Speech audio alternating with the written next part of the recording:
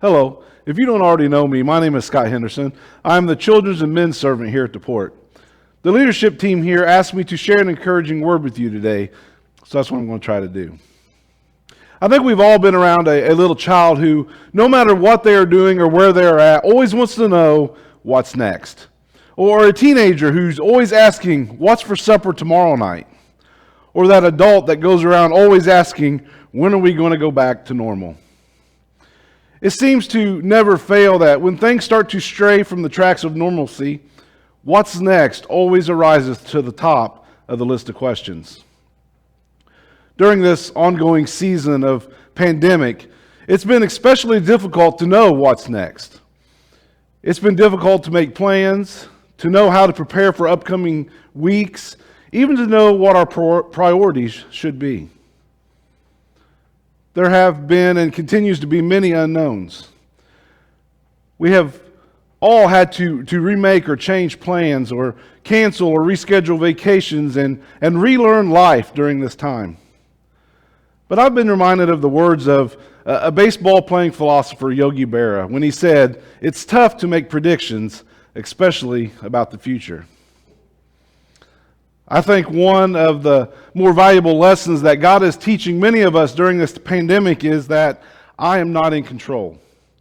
This is a good lesson to learn because this entire matter of one believing they know what is going to happen or believing they are in control is largely an illusion. It's a feeling, not a fact. We cannot control people, circumstances, or very much at all of what is going to happen tomorrow. You see, releasing control is a spiritual discipline, and it's also an act of biblical obedience. Listen to what James wrote in his epistle to a group of believers who had completely lost control of their lives and routines and were scattered abroad. In 4:13 he says, "Now listen, you who say, 'Today or tomorrow we will go to this or that city, spend a year there, carry on business and make money,' while you don't even know what will happen tomorrow. What is your life?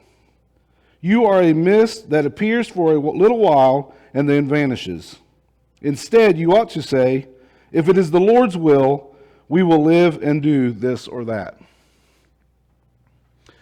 James would have been well aware of the adage that King Solomon, in all his wisdom, had many years before. "Do not boast about tomorrow, for you do not know what a day may bring." We find that in Proverbs 27:1. And don't forget about our farmer friend in Luke 2, who thought he had a really workable plan laid out to build bigger barns and live a life of relaxation. He died that very night.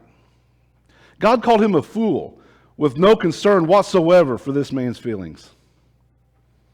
Control, forward planning. It's a slippery concept. Eugene Patterson paraphrased for us in the Message, that often quoted couplet of wise counsel. Let's learn from this pandemic and do this. Trust God from the bottom of your heart. Don't try to figure out everything on your own. Listen for God's voice in everything you do and everywhere you go. He's the one who will keep you on track. Well, I hope this encourages you this week. So till next time, God bless.